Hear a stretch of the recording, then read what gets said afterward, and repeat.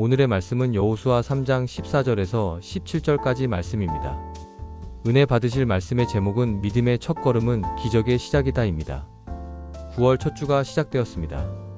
9월은 절기상 여름이 끝나고 가을로 들어서는 초입의 계절입니다. 가을은 모든 곡식이 무르익는 계절이듯 우리의 믿음도 성숙해지고 익어가야 할 때입니다. 우리 신앙인에게 가장 중요한 것은 믿음입니다.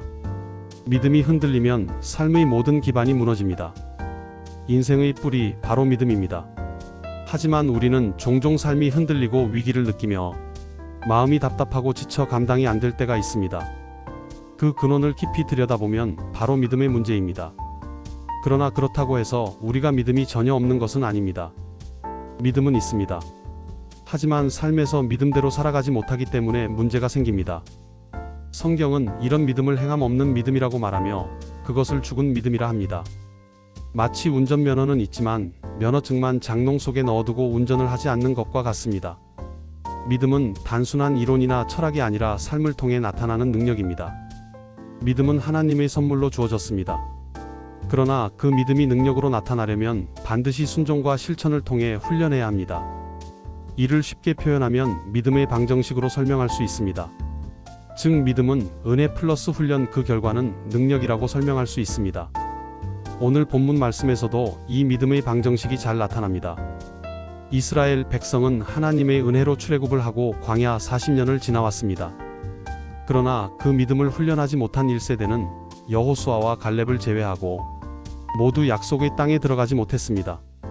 믿음은 은혜로 주어지지만 훈련을 통과하지 못하면 가나안의 축복은 얻을 수 없는 것입니다. 드디어 2세대는 여호수아와 함께 가나안 땅 앞에 섰습니다. 그러나 그들이 마주한 것은 범람한 요단강이었습니다. 이 강은 눈 녹은 물로 불어나 건널 수 없는 상황이었습니다. 뒤로 돌아갈 수도 없는 막다른 길이었습니다.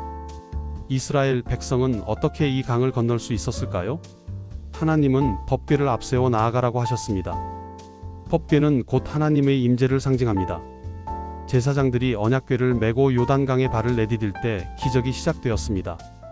강물이 불어나 출렁이는 위험한 순간 제사장들은 하나님의 말씀을 붙들고 담대하게 발을 내딛었습니다. 그 순간 위에서 흘러내리던 물은 멈추고 요단강 바닥이 드러났습니다. 온 백성이 마른 땅을 건너는 놀라운 기적이 일어난 것입니다.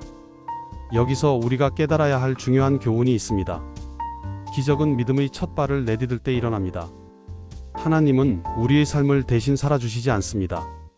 우리가 말씀을 붙들고 순종의 발걸음을 내디디면 그 이유는 하나님께서 역사하십니다. 마지막 17절에 보면 제사장들은 언약궤를 메고 요단강 가운데 굳게 서서 모든 백성이 다 건널 때까지 자리를 지켰습니다.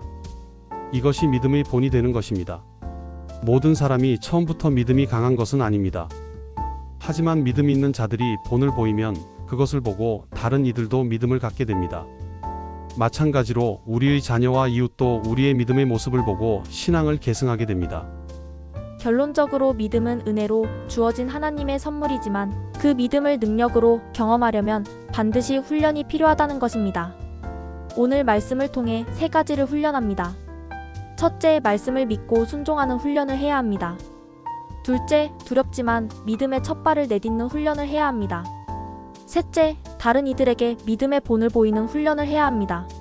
사랑하는 성도 여러분, 혹시 내가 믿음을 가지고 있다고 하면서도 삶 속에서 아무런 역사를 경험하지 못하고 있다면 오늘부터 믿음의 첫 걸음부터 다시 시작해야 합니다. 말씀을 믿는다고 하면서 말씀 없이 살고 있었다면 회개해야 합시다. 그리고 내가 부모와 선배로서 자녀와 후대의 믿음의 본을 보이지 못했다면 오늘부터 믿음의 산증인이 되어야 합니다. 우리 안에 이미 주님이 계시고 말씀을 주셨습니다. 이제 우리의 할 일은 단 하나입니다. 말씀을 붙들고 순종의 발걸음을 떼는 것입니다. 그 순간 기적은 시작될 것입니다.